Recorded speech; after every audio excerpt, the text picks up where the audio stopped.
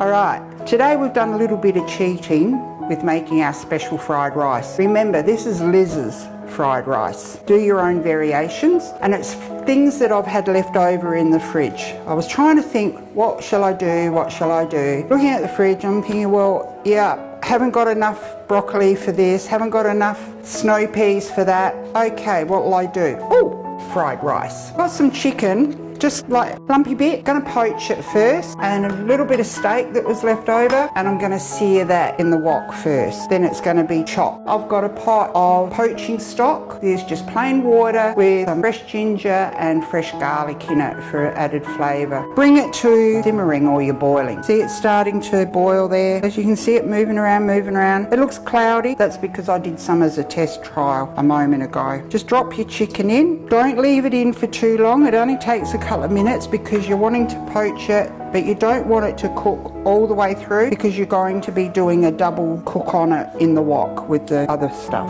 So we just leave that to bubble away for about 5 minutes, turn it halfway through, and then you come up with it looking like this.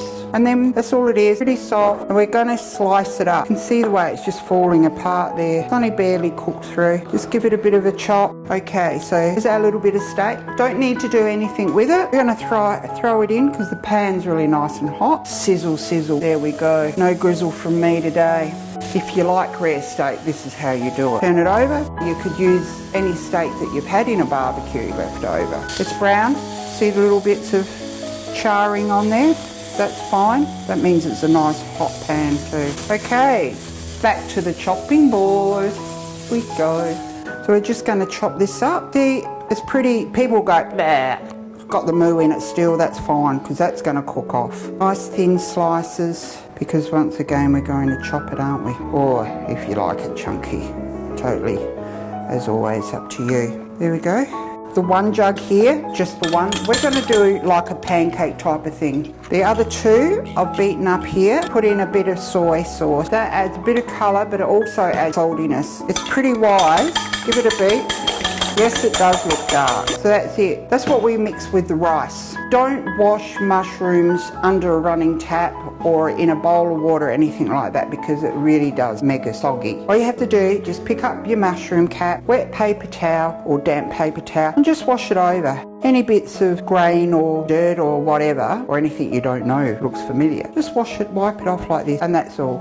Our rice, we've got our egg, just pour it over and give it a stir so that the rice actually gets a bit of a coating. The lumps and that will, when you get clumpy rice, that's fine. It'll all break down once the heat hits it in the wok. See how it's coating in the soy and egg mix, so that's the hard part done. Now we really are going to get into the cooking side of it. With a bit of oil, just a little bit of veggie oil around the edge of your wok so that you're getting the edges of your wok. So we're up on a high heat, and watch this. Just about immediately it's starting to cook. Give it a roll around so it's nice and thin. There you go, that's quick. Okay, so you roll it off from the edges. That's where the real thin part is. Roll it over, sort of like a sausage type of thing. Okay, we're going to take it out the pan. We're going to put it on our board because we're going to slice that. Next, in goes dash more oil, just a bit. Saute your onion off, all of the white onion and about a third of your spring onion.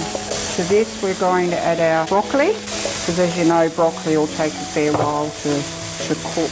We're going to push that to one side, and we're going to throw in a grated carrot and also snow peas. At this point too, you can put some ordinary garden green peas in and some sweet corn. A lot of people like that. Okay, bring down the rest and start mixing it in. Idea, hint, hint, stir fry. Keep it moving, keep it stirring, because you're frying over really hot heat. You don't want it to burn. Keep going. Mushrooms in. Don't overcook your veg, otherwise you're going to get mushed mushies. And don't forget, everything continues to cook once you mix it in with the rice. Oh, that's fine. I know all you Chinese lovely people out there will say, that's not how you do it. Don't forget, this is the way Liz does it. I'm going to empty this out now, put it into a bowl, put it aside, because we've got some other things that we want to add. In we go. Put it back on the heat. tad more cooking oil. This is only vegetable oil I'm using today. I do prefer olive oil, but with this sort of thing, vegetable oil is fine. Get a nice heat. Bacon. Don't get carried away with the browning of the bacon. So, and now we add in our beefsteak and our chicken. Stir it around just to get the pan flavours into it. Right, put that in with your veggies. Back on the heat. Because here comes the important bit. A little bit more oil. I know you're thinking, yeah, but it's a non-stick pan. Oil also helps to separate the grains and add a little bit of the extra flavour that we always need. So we've got our rice here that we mixed in with our soy sauce, etc. Okay, tip it all in. Really a good idea to have a really hot pan. And there we stir, stirring, dipping, flopping, away we go. And I don't know if you can see grains that were stuck together with a little bit of coaxing. They're coming apart, and that's what the heat and that is doing. Stir it through so that you've got to cook the egg, that's important. And try to get so that it's on the individual grain. Now we're going to add back in our vegetables because they'll finish off their cooking as well. Beautiful. Right, in go the chicken and all the veggies and the beef. I love it personally with prawns, so if you see any markdown prawns or prawns on special, or just treat yourself to 100 grams or so of prawn meat. Try to make it the raw prawns because it does make a difference. When you're cooking it, if you overcook prawns, they get a bit tough, not so nice. Now we're going to add the bean sprouts. You put them in last because you want that nice bit of a crispness to it. You haven't got a lot there, but the crisp is going to be there.